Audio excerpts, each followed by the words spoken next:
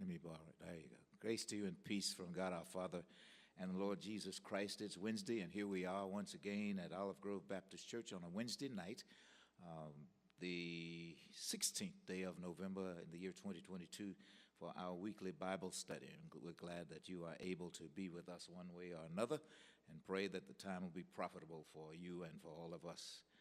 Let us pray. Eternal and always God, we are grateful to you for another day's journey and for another opportunity for us to gather in your house and in your name, that with your word as the centerpiece for our conversation, we might consider what it is you're calling us to be and to become. Breathe on us, we pray, that we might be enlightened enough to change our ways so that we'd be better witnesses for you in all that we say and do. In the name of Christ, our Savior and Lord, we pray. Amen. Who was it who said, I've never seen the righteous forsaken? David who? David the king? David the king said, I've never seen the righteous forsaken. And you know, David don't lie, nor his seed begging for bread. That's what he said. Well, in this 21st chapter of 1 Kings, we'll have a chance to see whether David is absolutely a man of his word. For in the 21st chapter of 1 Samuel, we find David going through some things. And we have taken a look at his maturity over the years, and we've watched David grow from a boy into a man, and we've watched him face some incredible challenges to vanquish some almost unbeatable foes. And then he comes to a point where in a confrontation with the king, his life has changed in incredible ways. And maybe it's adversity that moves us in so many ways, that changes our lives in incredible ways, and challenge us to maintain our faith when we feel like everything else is against us. What do you do personally to maintain your faith when everything seems to be against you?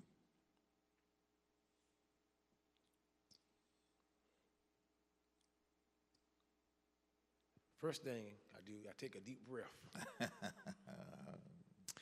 I got this on my wall. And I done bit off more than I can chew. Mm-hmm. Sit back, relax, because God's in control. I see. Surrender. Yep. Okay. Because I can't do it myself.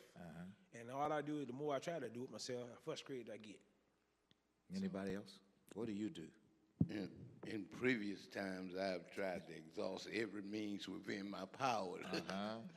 Good and bad. Yep. And I found out that don't work. And I found out the best thing to do is pray. All right. Anybody else? I found that I focus on the next day.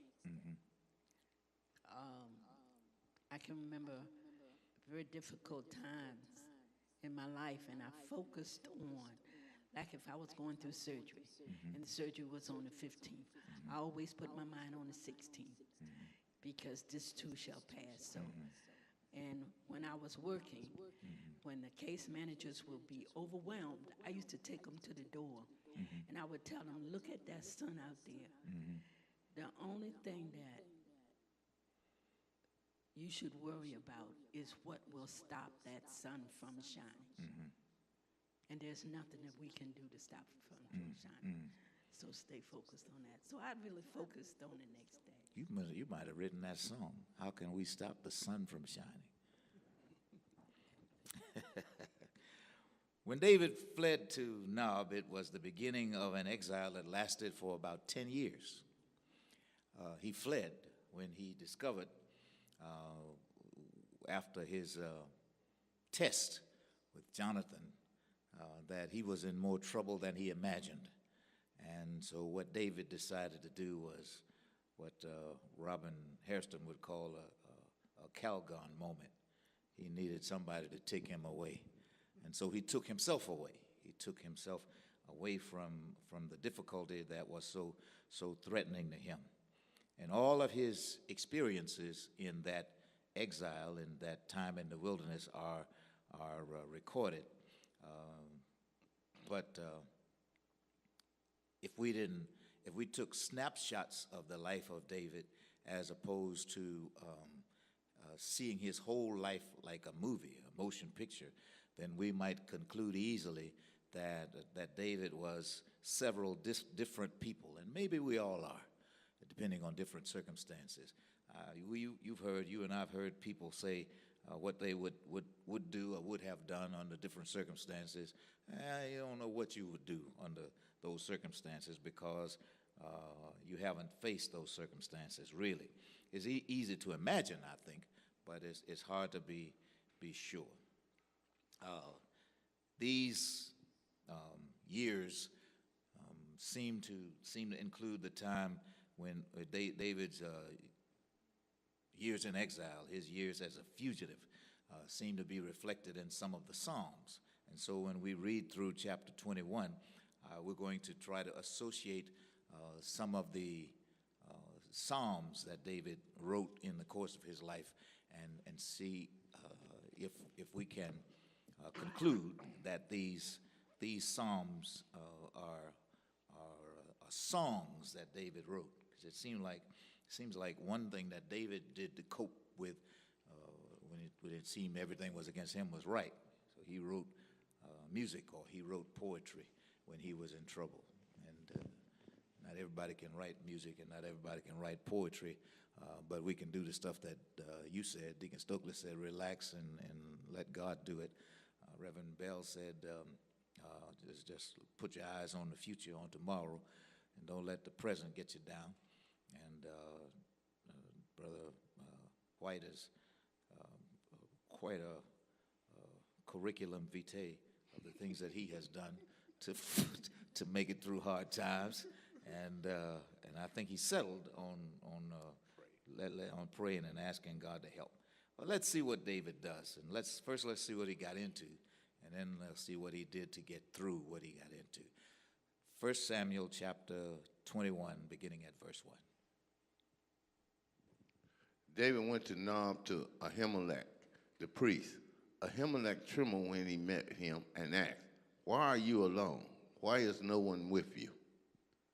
David answered Ahimelech, the priest, "The king sent me on a mission and said to me, 'No one is to know anything about the mission I am sending you on. As for my men, I have told them to meet me at a certain place.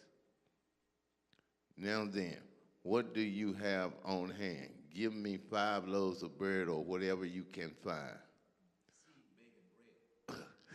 But the priest answered David, "I don't have any ordinary bread on hand. However, there is some consecrated bread here, provided the men have kept themselves from women." David replied, "Indeed, women have been kept from us. As usual, whenever I set out, the men's bodies are holy, even on the missions that are not holy. How much more so today?" So the priest gave him the consecrated bread, since there was no bread there except the bread of the presence that had been removed from before the Lord and replaced by hot bread on the day it was taken away. Now one of Saul's servants was there that day, detained before the Lord. He was Doeg, the Edomite, Saul's chief shepherd. David asked him, "Don't you have a spear or a sword here?" "I haven't brought my sword or any other weapon because the king's mission was urgent." The priest replied, "The sword of Goliath, the Philistine whom you killed in the valley of Elah, is here. It is wrapped in a cloth behind the ephod. If you want it, take it. There is no sword here but that one," David said. David said, "There is none like it. Give it to me." That day David fled from Saul and went to Achish, king of Gath. Right. Let's wait right there. There's a lot in these verses. Go back to the first verse, if you will, Lorna. Huh? Yeah. So David went to visit a priest. In other places, we've seen him visit the prophet.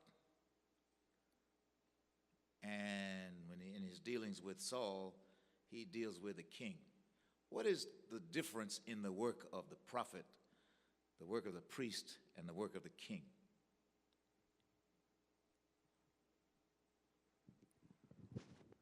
The prophet speaks from God The prophet speaks on on behalf of God. right, and the priest does the work of God. The priest speaks to God on behalf of the people. And what does the king do? Give orders. The king is expected to provide safety and security for the people. And so the king is a military leader, and the prophet and the priest are religious leaders who have their own responsibilities regarding the people. And so David has had some time with the king, and for the most part that didn't go well because it was a king, this king Saul, who was determined to kill him.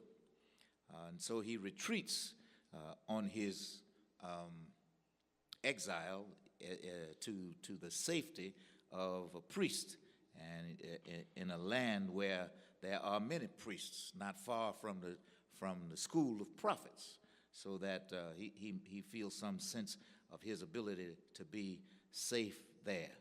And so David takes refuge among the priests. What does he do when he gets there? Verse 2. Of course, that's a good point, Lorna. Go back a second. What are you doing out here by yourself? Why is no one with you? He's afraid. The priest is afraid that David doesn't have his bodyguards, his armor bearers. He doesn't have enough people around him, and that it would be unsafe for him to travel under the circumstances. So the priest worries that David is alone.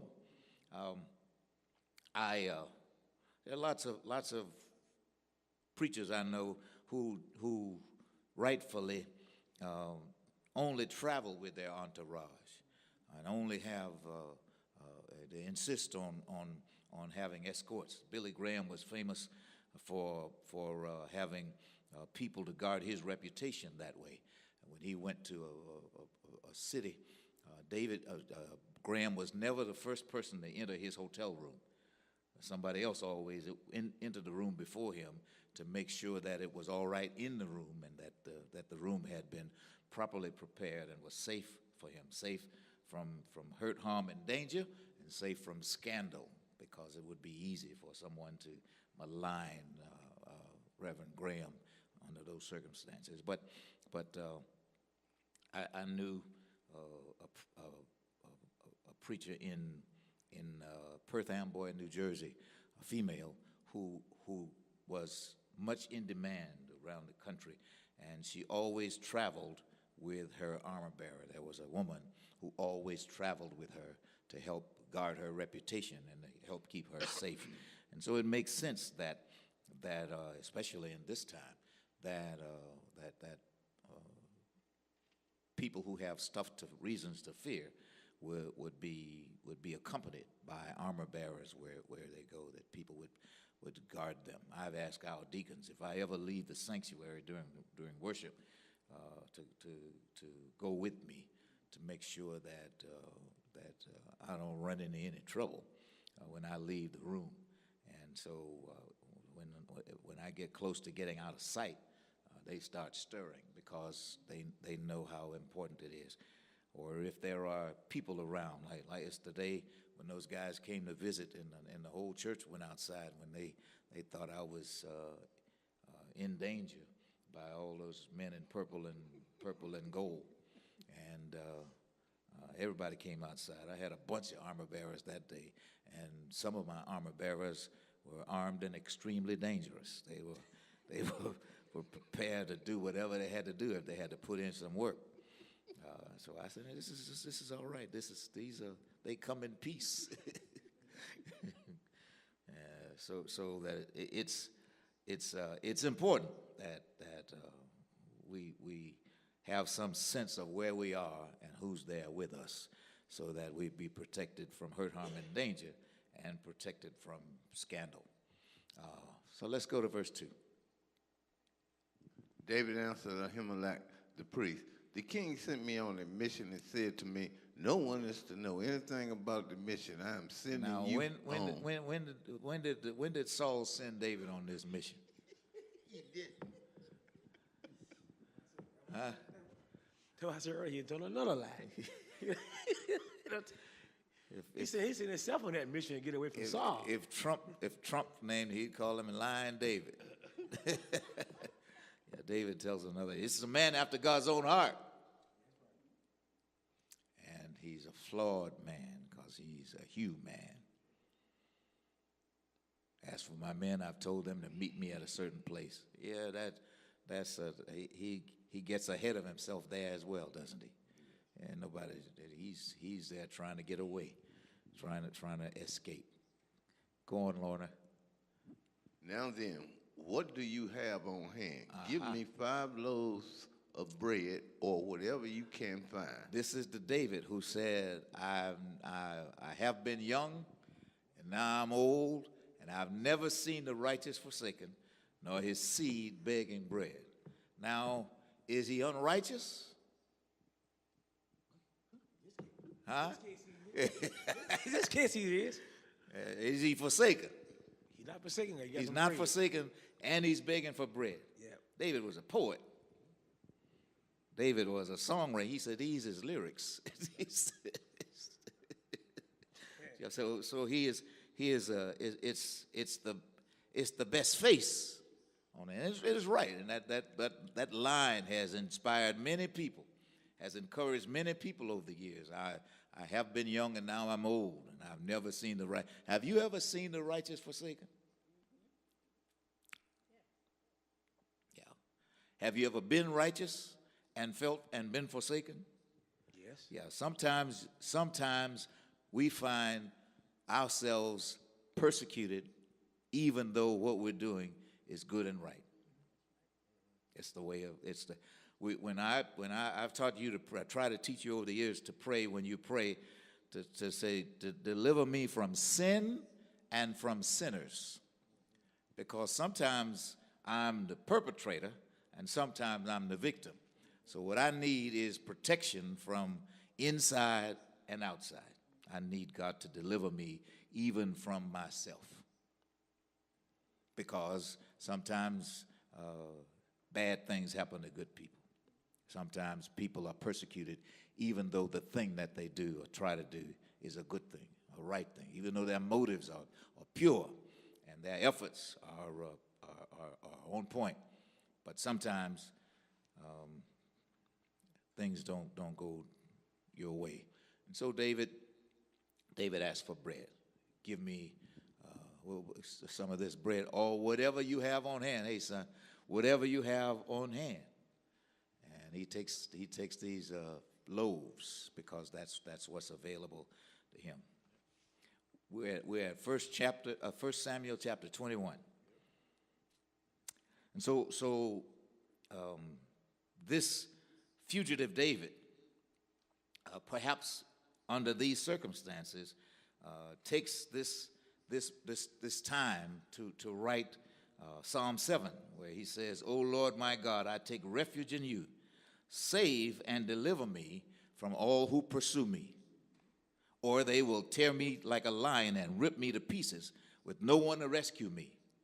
O Lord my God, if I have done this and there is guilt on my hands, if I have done evil to him who is at peace with me, or without cause have robbed my foe, then let my enemy pursue over and overtake me. Let him trample my life to the ground and make me sleep in the dust."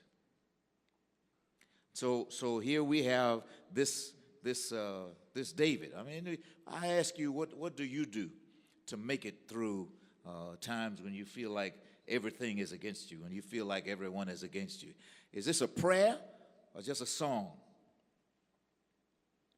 It's a song. It's a song. Psalm, all of the Psalms are songs. But this, I remember one time I asked Brandy Brown to pray, and I wanted her to use a psalm as the prayer. And the psalm that I chose began with a question. And Brandy declined, refused to offer that prayer. She said she must have been 15 because she said, I've never seen a prayer that began with a question. You remember that? And so she said, no, I can't do that. I've never seen it didn't make sense to her as a prayer, her young mind.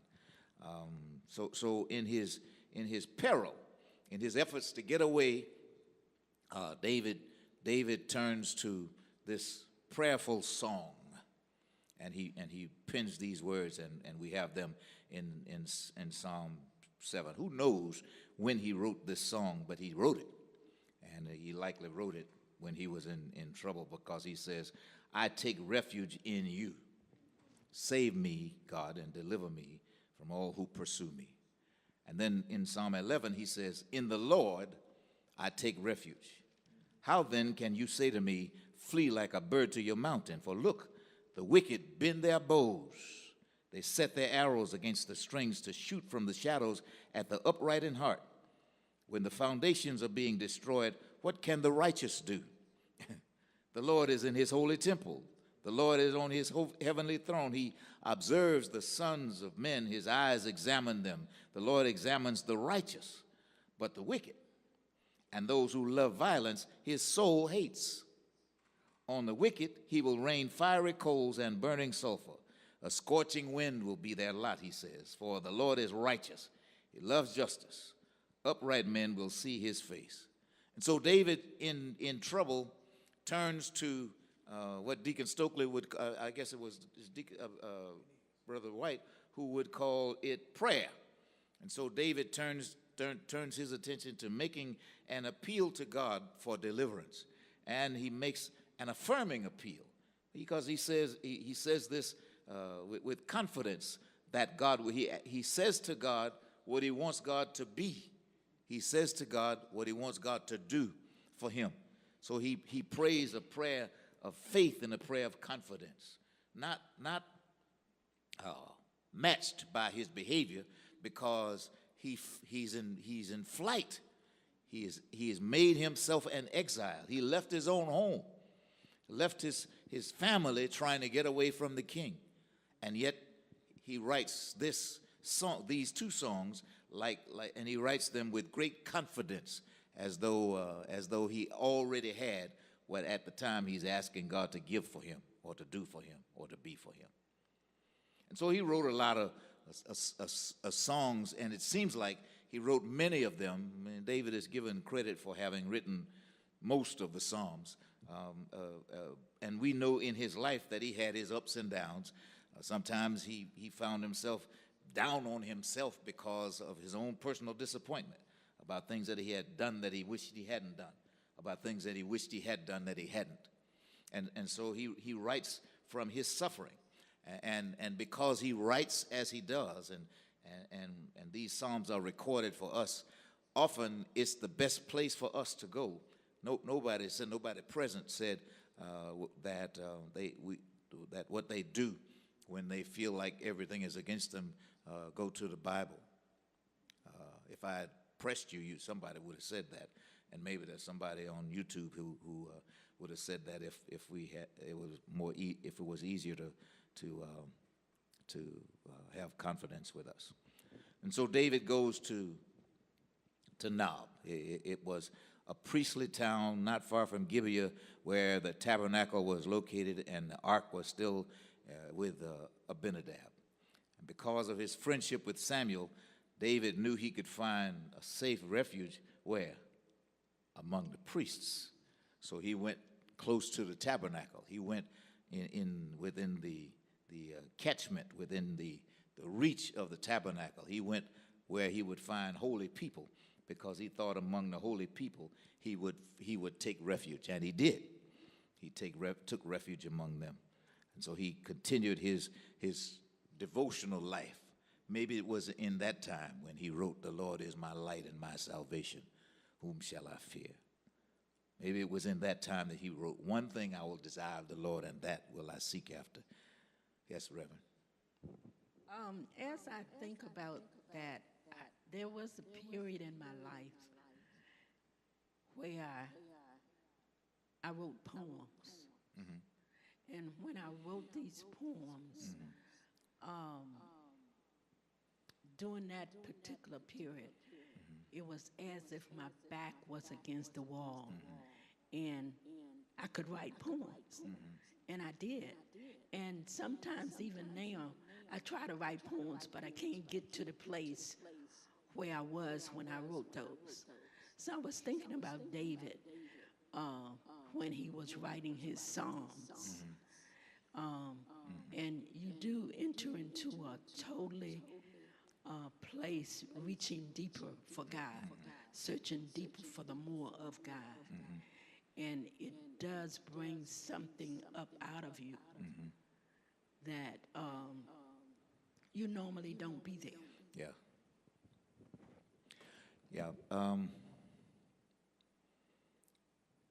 Is anybody willing to say how their life has changed with the significant other people in their lives early on in the relationship? You write poems, and of course, as time goes by, sometimes you stop writing poems. You stop sending flowers. You stop writing letters. You still do that? No. I never wrote. Yeah. I can remember being a real poet, but that had a long time since I wrote a romantic letter, a romantic poem.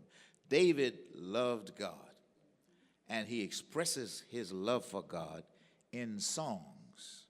Now, Lorna, can you put verse 2 up?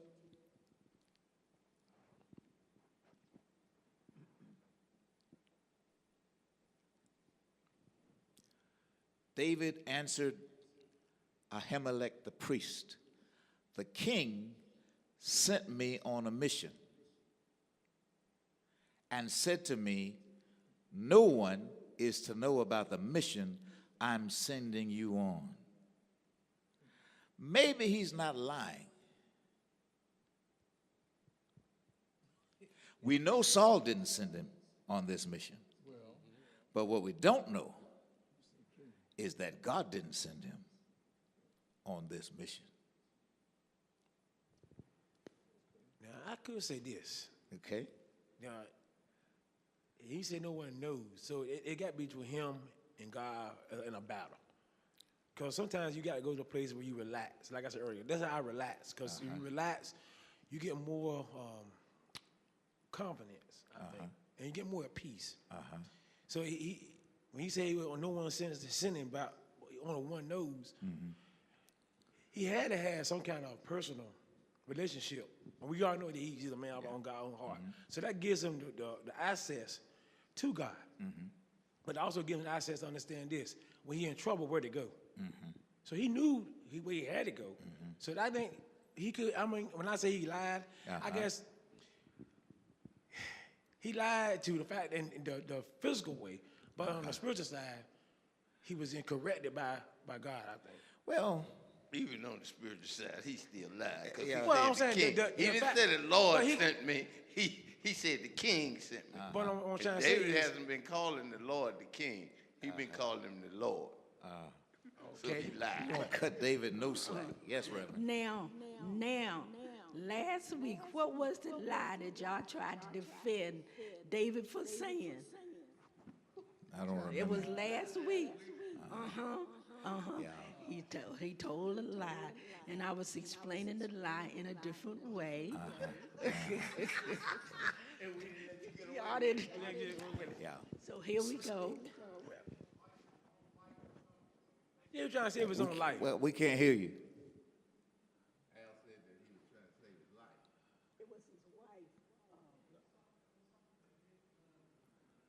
You don't have a microphone?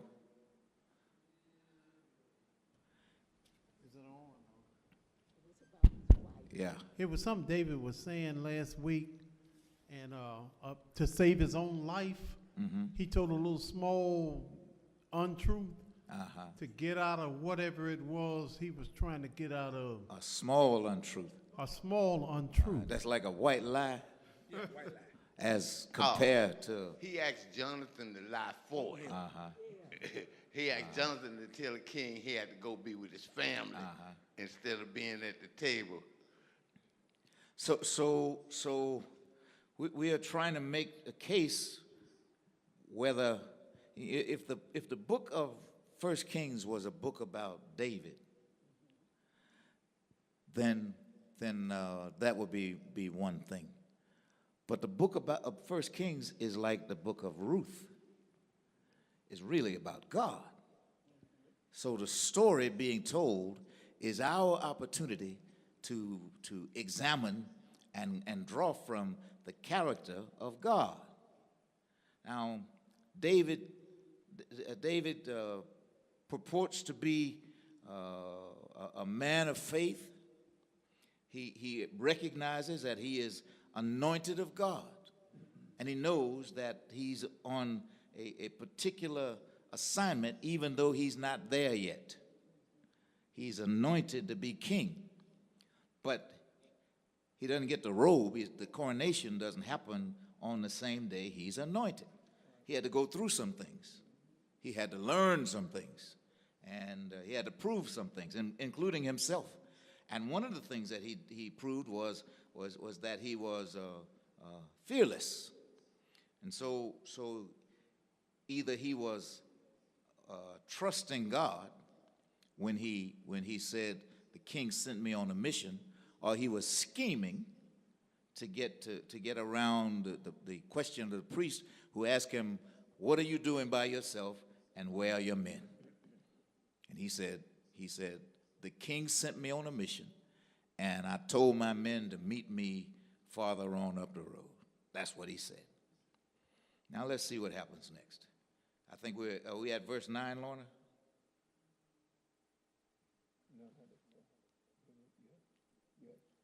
Okay.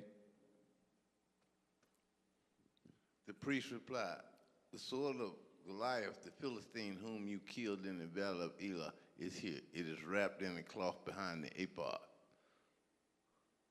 Go on. If you want it, take it. There's no sword here but that one. David said, there's none like it. Give it to me. Now, this is the man who, when offered Saul's armor, and Saul was a big man. I mean, he was no Goliath. He wasn't as big as Goliath, but he was a big man. And when David was offered Saul's armor at another point in his life, he said, I can't use it. It's too much for me. But when he's offered Goliath's sword, then he said, that's the best one. There's no other sword like that sword. Let me have it. And he takes the sword of Goliath. Go on, Lorna. That day David fled from Saul and went to Achish, king of Gath. Mm-hmm. But the servants of Achish said to him, isn't this David the king of the land? Isn't he the one they sang about in their dances? Saul has slain his 1,000 and David his 10,000? Is David the king of the land? Not yet. Not officially. Not yet. But he it's his reputation, and he's being celebrated as the king of the land because the people have already, these are the same people who made up their minds that they wanted Saul to be king. Now they've made up their minds they want David to be king. So they're trying to elevate him. There's already some friction between David and Saul, and it happens often that people will push you into doing stuff that better judgment might tell you not to do. People will blow your head up, telling you stuff about yourself. And I've always cautioned you, don't believe everything people say about you, not even the good things, because some of it just ain't true. And if they knew what you knew, they might not say all those things about you. So tell yourself the truth about yourself. And David hears this celebration. That's the song that got him in trouble. That's the song that stirred up the anger of the king. He and the king were boys before that. They were cool. Whenever the king was in trouble, whenever the king was in a bad mood, he'd send for David. Where's that little boy? have him bring his harp and come and play for me and sing me one of the Zion songs. But then after so many battles, the women made up a song about David and Saul. And in the song, David seemed superior to Saul. Saul has killed thousands, but David killed tens of thousands. And so they celebrated and therefore elevated David to a position that was uncomfortable for him. He didn't like the way people were trying to pit himself and Saul against one another. He knew that he had been anointed, but he also knew that he had to wait his turn because it was the place for him to go, but he wasn't to go there yet. And these people make it more difficult for him by their celebration, by the things that they have to say about him. You with it? Let's go, Lorna. David took these words to heart and was very much afraid of Achish, king of Gath. Which words did he take to heart? The words from the song. Yeah. Okay. The people were trying to make him king. Okay. Said he was king of the land. See his head getting bigger? Go ahead, Diggin. I see you talking. Plus, he had went back and regained his spoils that he won from Goliath. He had the sword. Okay. All right, let's go, Lorna.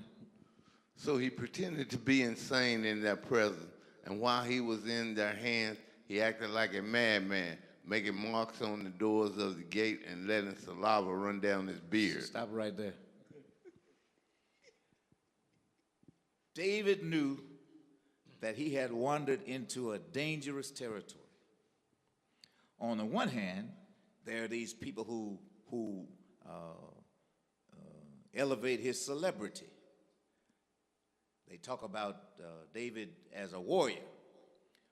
At the same time, there are people who are on the other side. There's some men who are still loyal to Saul. And so David is kind of in the middle because he's in a place where if the David followers have their way, he would be exalted. But if the Saul followers have their way, David would be put down. And so his response is to pretend that something is true that isn't true. How does Peterson say that, Reverend? When David realized that he had been recognized, he panicked, fearing the worst from Archie, king of Gath.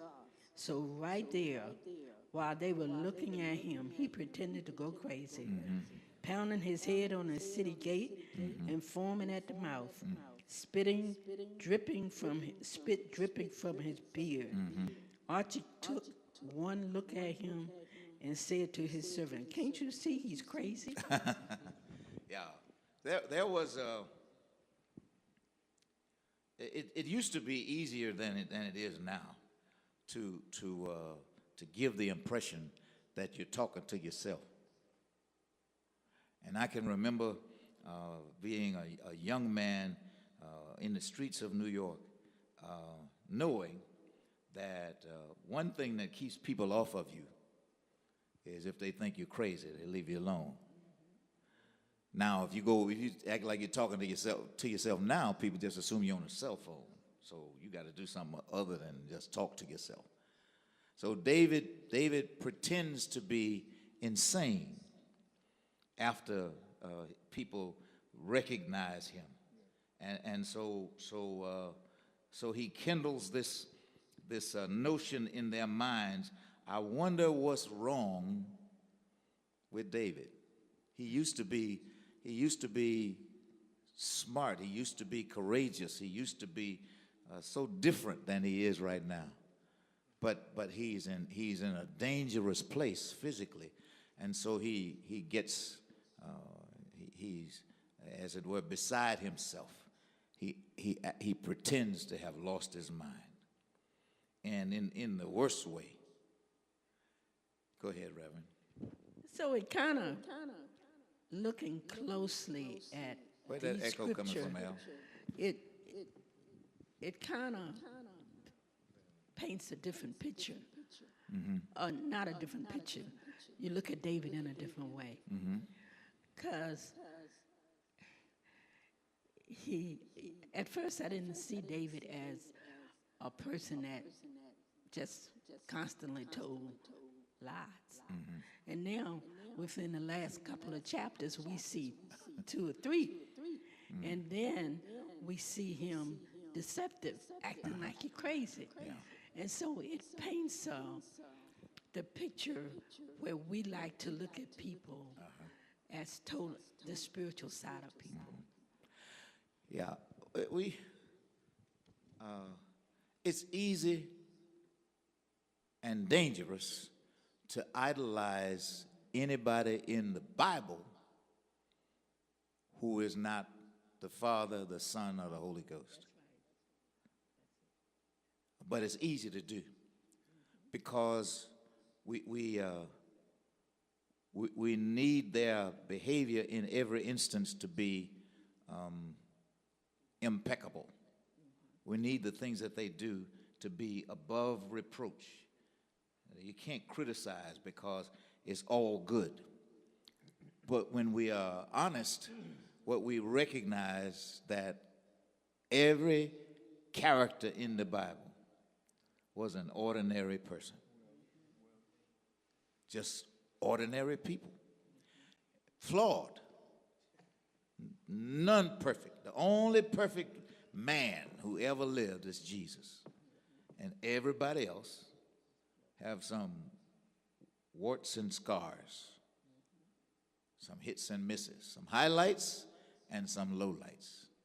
And here, David, when he could trust God and remain in the presence of Saul, instead flees from the presence of Saul and hides and he goes to a safe place, really, among the priests, hides in the tabernacle. Keep me here. And so he said, he shall hide me in his tabernacle. And so perhaps it was under these circumstances that he penned those words, because he said in Psalm 27, he'll hide me in his tabernacle. And that's exactly where we find him. He goes to the priest when he's hungry and begs for food. And the priest gives him food. And then he tells, the priest asks him a question about whether he's been involved with any, whether he or his men have been involved with any women in a period of time that would have made them ineligible for the food that had been used in worship. Now, he says, no, man, what, you kidding? No, everybody been good. None of us have been with a woman, and we, even when we're going on a mission or not, that's where he went far to talk about his purity and the purity of his men. And so you either take him at his word or you hear him as exaggerating. He over explains what goes on. The priest just asked him, "Are you clean?" And he could answer, "Yes, we're all clean." But he answers a long answer, and I like short answers. Huh? Well, yeah. So he gave a long answer, and the king gave him what he needed. So he determined that they were ritually clean, and said that neither them or their equipment had been defiled according to the law in any way. And he takes Goliath's sword and he goes and he says, "Now I'm armed." And then he meets Doeg at the temple. Now, I don't know why he's there, because he's not Jewish. He's not a child of the covenant. But for some reason, in verse 7, he is detained before the Lord. I don't know if he's being chastised. I'm talking about 121 verse 7. Maybe he become or was in the process of becoming a Jewish proselyte. Maybe he was, in Sabbath school trying to learn the ways of the law. But he was there, following the Hebrew people, doing what the Jews did. Maybe he was trying to keep his job, since he worked for Saul, who was a Jew, and maybe he was trying to impress Saul. He'd been like, what's the man who wants to be the Speaker of the House? Huh? Yeah, McCarthy wants to be Speaker of the House, so he'll do whatever he has to do, whether he believes it or not, to be elevated, to lift himself up. So there's a danger when a person will do anything, will violate their own principles, will say whatever needs to be said in order to get into the position, because that's where they want to be.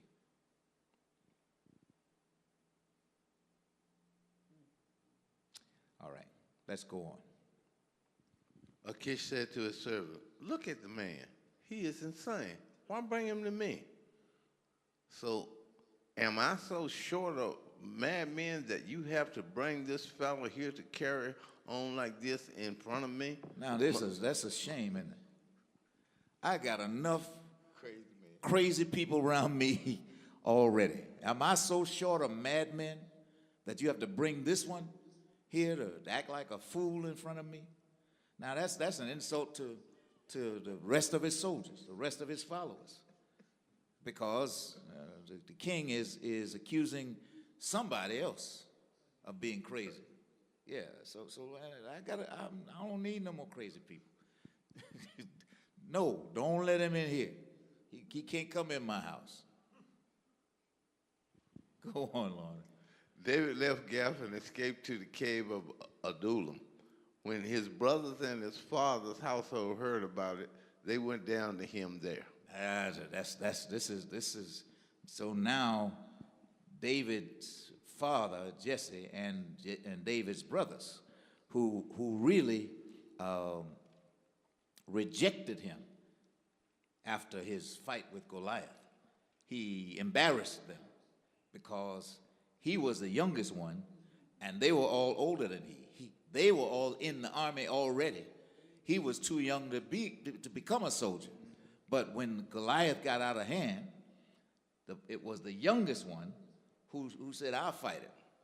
And it was the youngest one who went out to fight. But something has happened, because now David's brothers hear about his demise or his situation, and they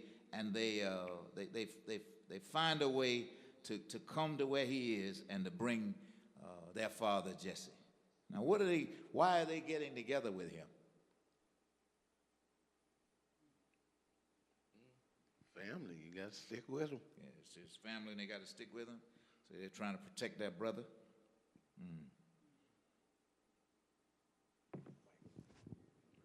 Say what? Yes, sir. Jesse is about to persuade David not to do whatever he's about to do. All right, let's see that. What's your name? Christian. Christian? That's a good name. He's a Christian at church. I wish we had some more Christians in here. You can never have too many Christians. Come on, Lorna. All those who were in distress or in debt or discontented gathered around him, and he became the commander. About 400 men were with him. Now, here's a man who has amassed an army. He's been accused before. Is that not the King David? That's a lone man, all by himself. And then people who look at him make a determination about who he is, and perhaps wonder about why he should why he is where he is and what his plans are as he's there. Let's go on, Lorna. From there, David went to Mizpah in Moab and said to the king of Moab, would you let my father and mother come and stay with you until I learn what God will do for me? So he left them with the king of Moab, and they stayed with him as long as David was in the stronghold. But the prophet Gad said to David, do not stay in the stronghold. Go into the land of Judah. So David left and went to the forest of Hirah. Now Saul heard that David and his men had been discovered, and Saul was seated, spear in hand. Why do you say that, spear in hand? Because he always had his spear. So that's the biblical writer's subtle way of telling us that Saul is still gunning for David.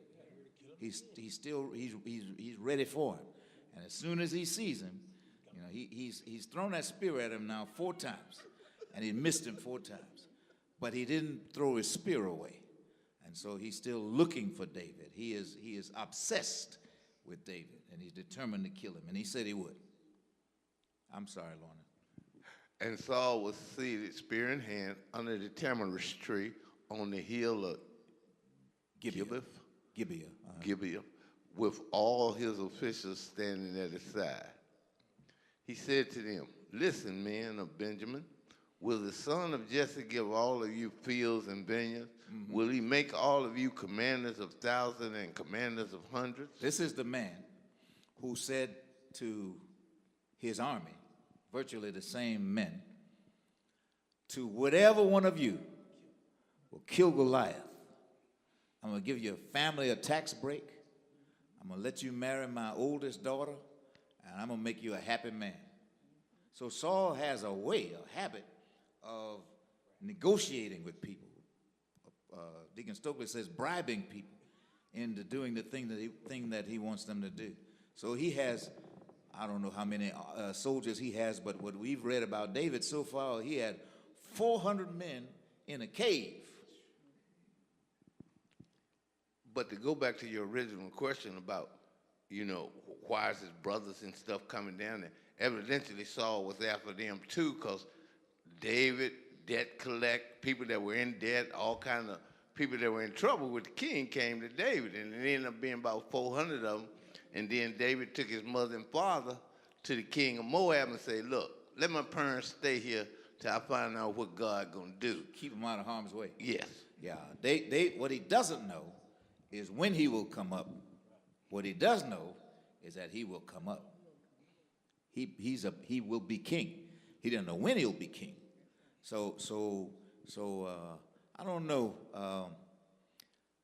400 men in a cave, no lights, no soap and water, no. That's a mighty big cave. No indoor plumbing. Yeah.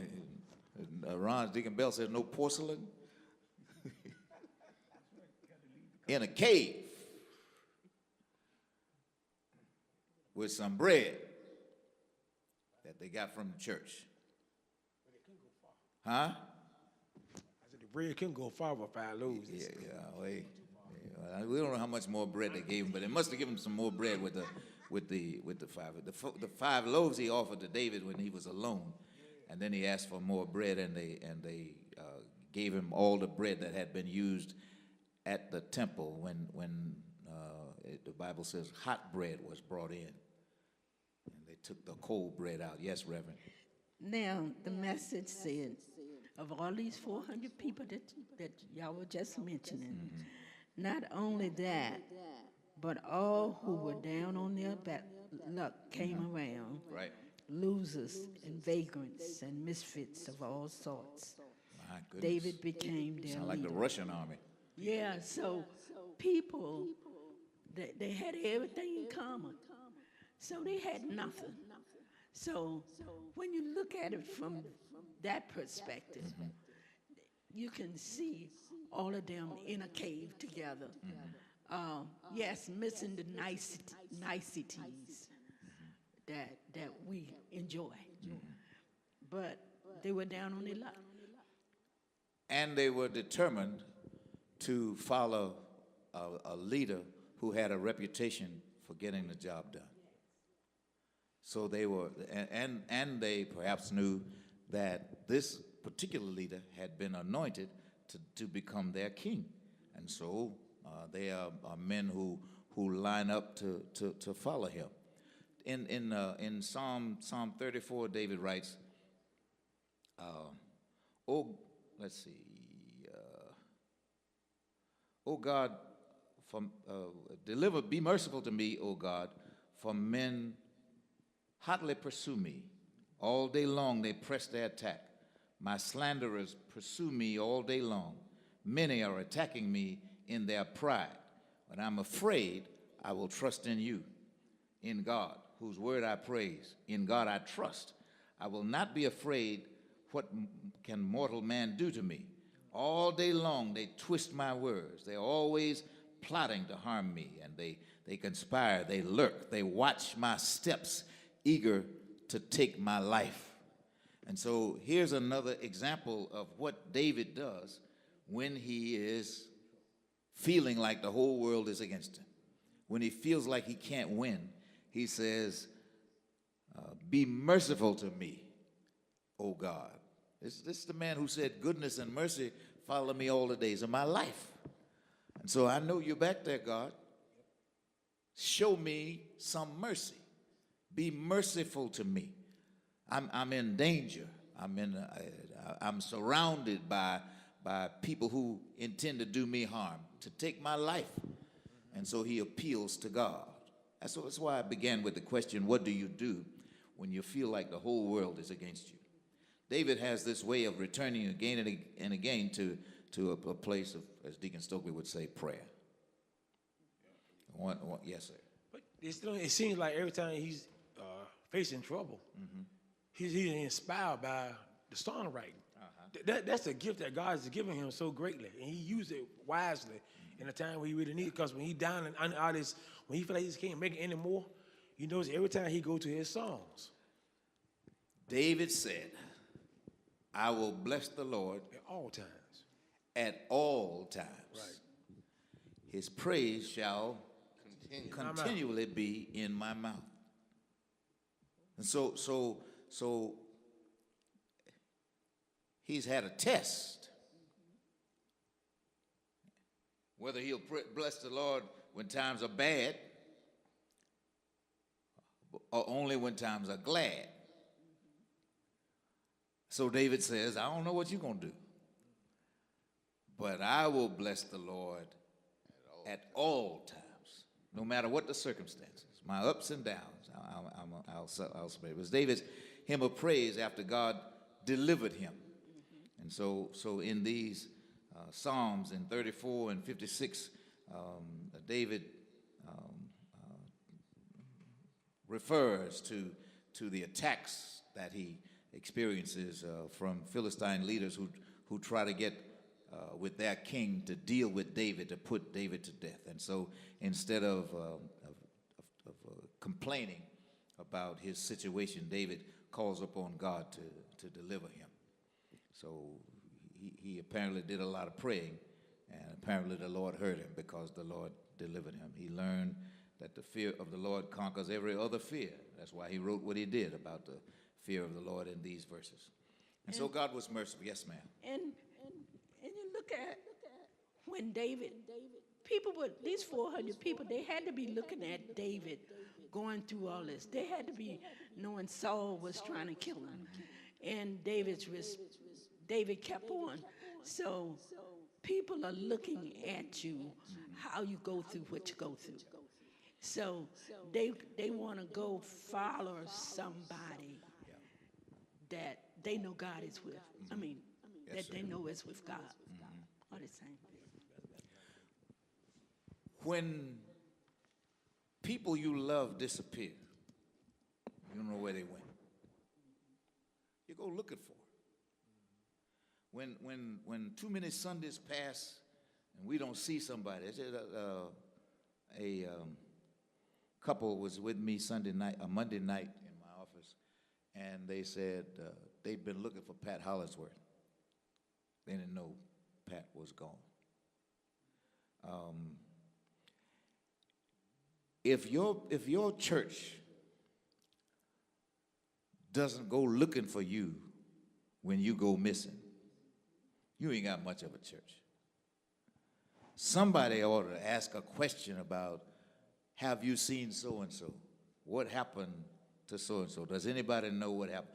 David's family knew that David was not, he had been going little time with the sheep back at home and little time at the palace with the king. And then he hit this spell. When David ain't coming home, no, where's my son? Jesse must have asked. And the brothers must have asked, where's our baby brother? And so they go looking for him, and they join themselves with him. And before you know it, here we have an army in a cave. Well, I think that's our time for tonight. Next week we'll resume. Actually, next week we will not resume, because next week we won't have Bible study. It'll be the night before Thanksgiving, and we'll resume our Bible study the week after that. However, we do have Bible study tomorrow at 10 o'clock in the morning in Ancestors Hall with Reverend Linda Holly. And then we'll have Bible study Sunday morning at 9:30. New members are supposed to be with me in classroom 2 for new members orientation. And then next Tuesday at noon, we'll have another Bible study we call Can We Talk with Reverend Dr. Sampson. And then we'll have an opportunity to be back together again a week from next Wednesday. In the meantime, join us Sunday or Thursday or Tuesday for Bible study and for morning worship, and we'll be glad to have you. In the meantime, thanks for being present. Good night and God bless you.